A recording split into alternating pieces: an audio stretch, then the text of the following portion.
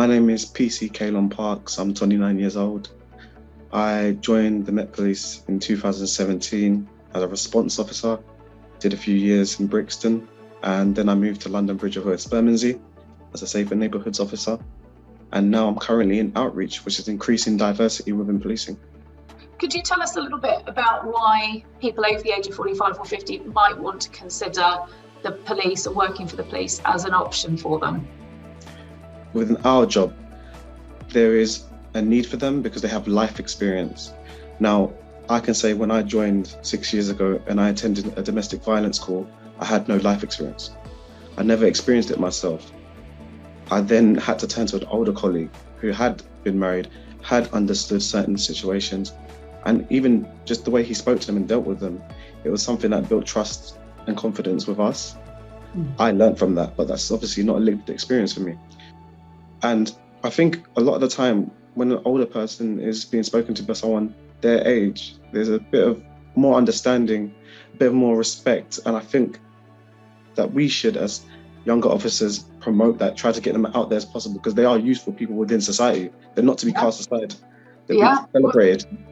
And I guess, a lot of the people that the police are serving, protecting, looking after are going to be in their 50s, 60s, 70s, 80s, 90s. So, and increasingly so, right? Because population's only getting older. Could you open people's eyes to the range of possible jobs that people could potentially do? Because the police obviously have a wide range of functions and roles. I used to believe that it would just be simply enforcement. That was it. Right. And it took me about 3 months to realise that there's so much of the police that you will never ever see or hear about because it doesn't get the publicity. However, they're vital members of our team.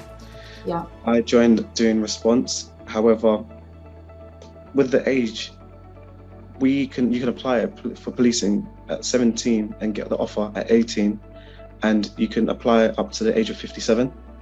Wow. So people don't realise this. And if you're fit, healthy, and you enjoy the job, you can carry on after 57.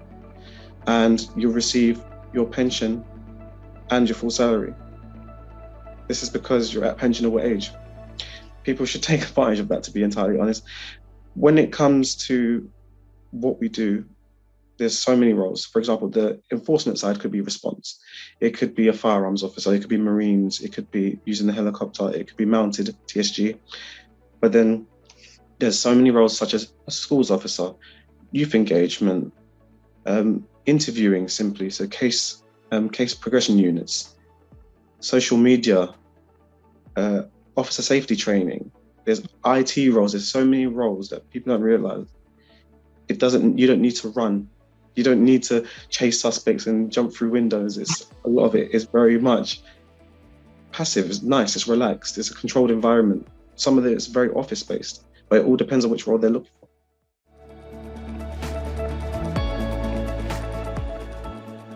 Put it in perspective, before I joined the job, I had no legislative experience, knowledge. I wasn't even interested in anything legal. And I used to work in nurseries. So believe it or not, I just applied and they taught me everything. They taught me the legislation, stop and search, use of force, how to do CPR, officer safety. I've never used a baton before, I never used cuffs, safe application and restraint, all sorts of things that as an employer, they should be teaching you if they expect you to use it. Now, when you go from role to role within this job, you read the job specification and then you go, can I do this or not? You apply for it. And if you can't do it, then they'll teach you how to do it. Because no one in this job came knowing everything. And that's a lot of things in society. There's certain jobs where you apply and they want 50 years of experience and you're like, that's not applicable. However, in the Met, if I wanted to go to a school and work as a schools officer, I just apply online internally. I find a sergeant or someone that works within it and learn about it and maybe even do an attachment to see if it suits me. So that means that you can go there and try it out and then come back to your own role. And if it does, then I just apply and they'll teach you everything. They could teach you, if you apply for a surveillance role, how to do covert surveillance, all the legislation.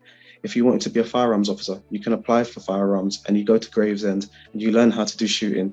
If you want to be mounted on the horses, you learn about horses, you go. It's very good in terms of starting you from the bottom up. That's amazing. And let's say that somebody is doing that, right? They're starting you from the bottom up. What could you give an idea or an indication of the sort of salary expectations at the bottom end that people could potentially, because again, a lot of the time our members might already have existing commitments or payments that they have to make. So just to kind of manage expectations. So when you start as a PC or a DC, the starting salary is 33 grand a year. And after your first 2 years, it goes up yearly.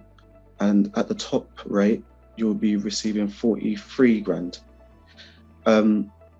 This is without overtime.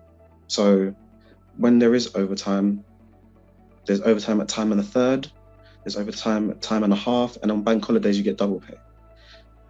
Also, in terms of the benefits, there's an Oyster card that we are provided with for use on and off duty. Now, this is an Oyster card where you can use it on the bus, underground, or the overground, the orange line, and that's free. If you wanted to join the rail scheme that we have, then that's £89 a month, and you can travel within a 70-mile radius on and off of duty using trains. I can travel to Folkestone for free if I wanted to. I could travel to Brighton for free. So instead of paying for travel, you've then saved through being on the job, if that makes sense. Yeah. And for anyone who lives in London, I mean, you know how expensive trains are. So, yeah. I mean, really, yeah, definitely. Very good.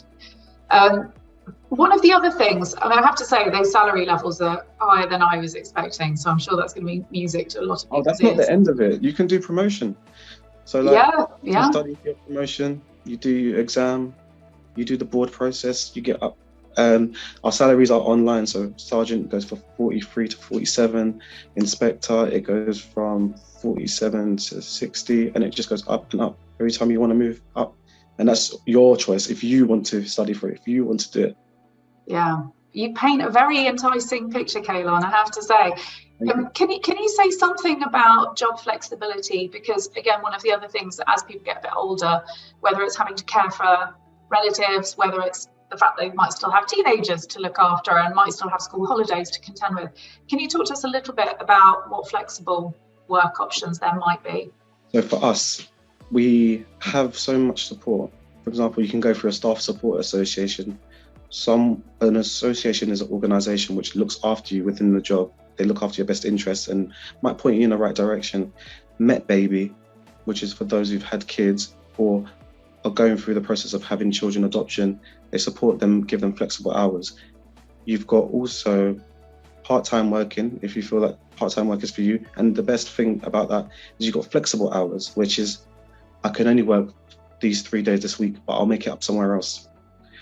This is because everyone's situation is different, and we have to understand that. And as an employer, a disability employer, we have to make sure that we look after everyone equally, give them the right of passage, and make sure that they're looked after within the workplace.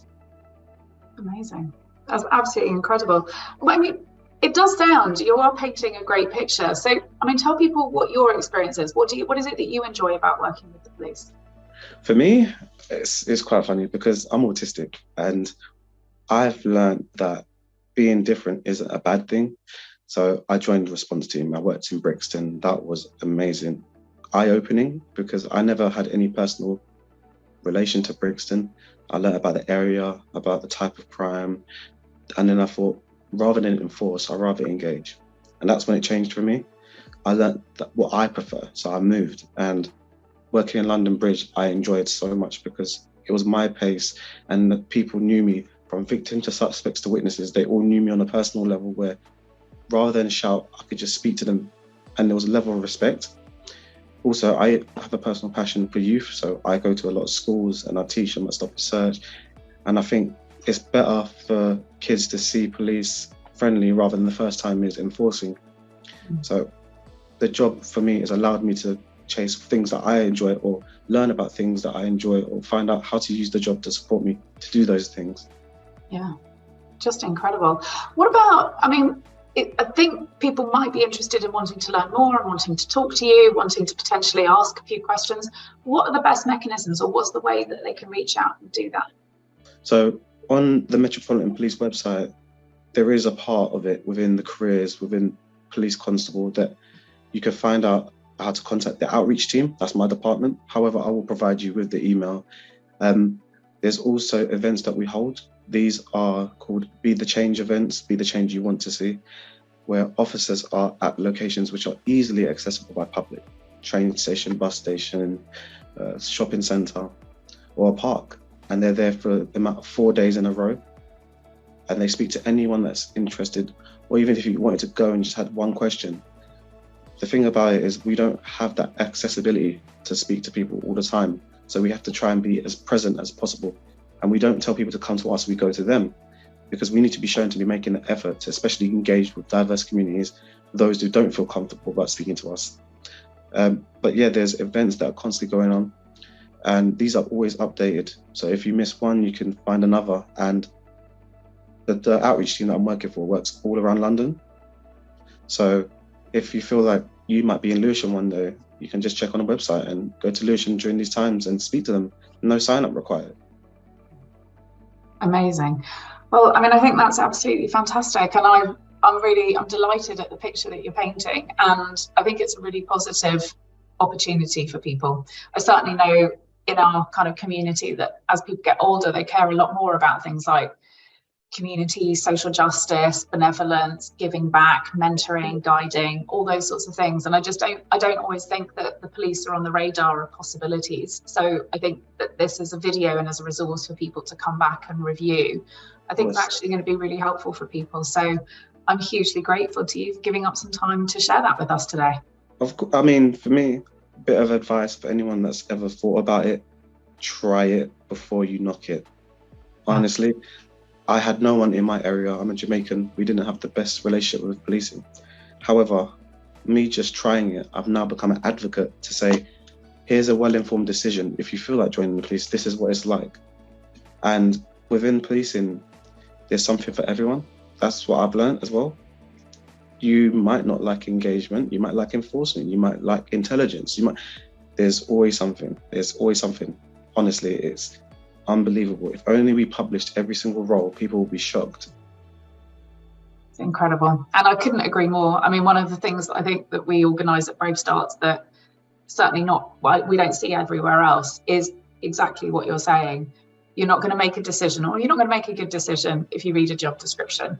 Actually, if you try something, go and talk to people, engage, wake up at 3 a.m, feel what it's like to stand around for 3 hours, or maybe sit down for 3 hours, get involved on a PC, figure out what the technology feels like. Can you actually answer? Sit in the meeting, listen to the language. Can you make a contribution? Those are all the sorts of things that really help people develop the confidence that they need in order to put an application in the first place. So the fact that there is all of that opportunity to engage, I think is really positive. I just like to also say, don't feel that you can't do the job. Because there was a stereotype mentally. Of course, unconscious bias was at play. You had this belief that police officers had to be a certain height, had to be this, had to look like this, had to speak like this. No. Instantly diminished. I've learned that you can bring yourself to work, and there's no certain level of academia which you have to have. You just have to have the bare minimum of certain GCSEs, which is amazing because it's a vocation rather than an academic career. Don't knock it until you try it. Tell everyone. And for us within outreach, we're here to support them.